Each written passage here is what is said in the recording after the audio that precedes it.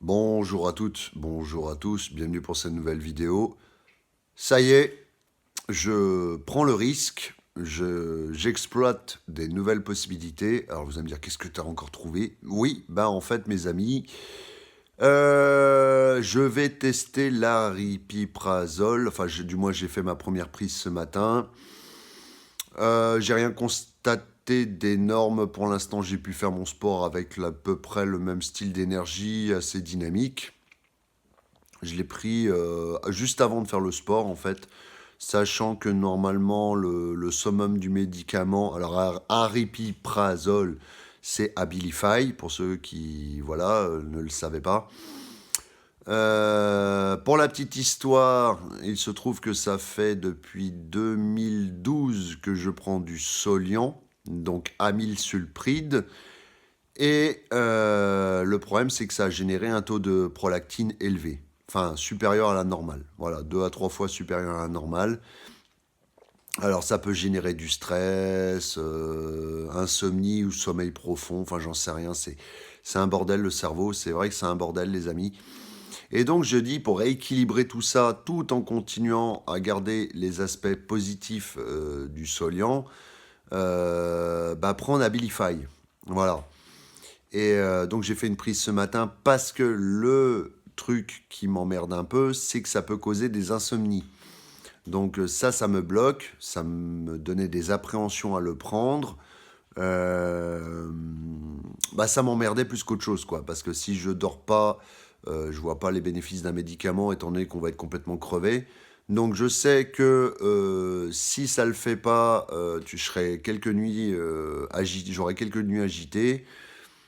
Donc, mais j'ai pas le choix de prendre des risques pour changer un peu la donne, pour voir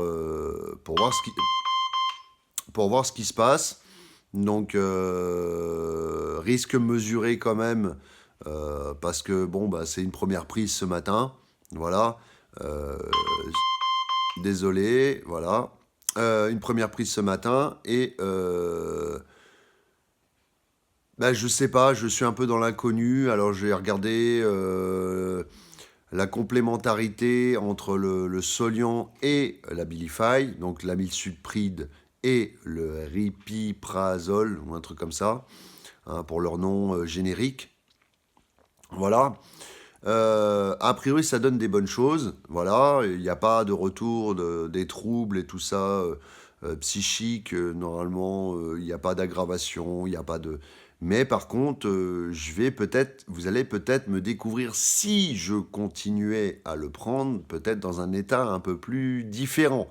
Vous savez que ça a de l'impact quand même sur le cerveau, ces petites choses-là, ces petits bonbons, hein, comme on les appelle. Voilà, donc, mais en même temps, je dois, conjointement à mon médecin, aussi ne pas me laisser faire forcément, mais être dans une forme de négociation. Alors vous allez me dire, ouais, mais attends, tu négocies avec un médecin. Parce qu'il ne faut pas, selon moi, bêtement accepter tout ce qu'on nous donne. Il faut remettre en cause et dire ça me va mieux, parce que peut-être que le médecin nous connaît sur un plan, mais notre corps, qui connaît mieux notre corps? C'est nous. C'est, c'est nous qui allons transmettre au médecin, comment dire, si ça va mieux, si ça va moins bien, s'il y a des trucs qui vont pas. Lui, il peut pas le savoir. Il est pas, c'est pas notre corps. Et c'est pas son corps. Voilà.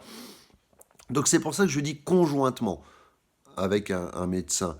C'est-à-dire qu'en même temps, là, je l'ai appelé, j'attends un retour pour lui dire, voilà, j'ai rajouté ce médicament, mais bon, voilà, positif, négatif. Donc je vais y aller au fur et à mesure. Et dès que je constate, parce que moi, ma bête noire, c'est le sommeil, dès que je constate des troubles du sommeil beaucoup plus costauds, je serai obligé d'arrêter. À mon grand regret, parce que ce médicament, quand même, en conjonction, bien sûr, avec celui que je prends depuis 12 ans, peut faire un excellent boulot et être un plus, entre guillemets. Tout seul, je sais pas. Tout seul, je sais pas. Tiens, regardez la petite bête, là. Psst. Eh, mon pépère. Ah, ça se gratouille, ça se gratouille. Bon, je sais même pas si vous l'avez vu, hein, parce que... Psst. Viens, mon pépère. Viens là. Tu t'en fous, oui. Bon, bref, il s'en fout. je vais aller lui ouvrir. Hop. Je vais aller lui ouvrir. Hop. Et voilà ce que je voulais vous dire. Donc c'est toujours des appréhensions et en même temps, on ne peut pas rester sur des acquis comme ça, confortables. On ne peut pas être dans une situation confortable, sans évolution, sans... peut-être parce que faut savoir que l'ancien traitement avait tendance à me supprimer certaines choses qui, finalement, sont beaucoup plus pertinentes sur le nouveau traitement.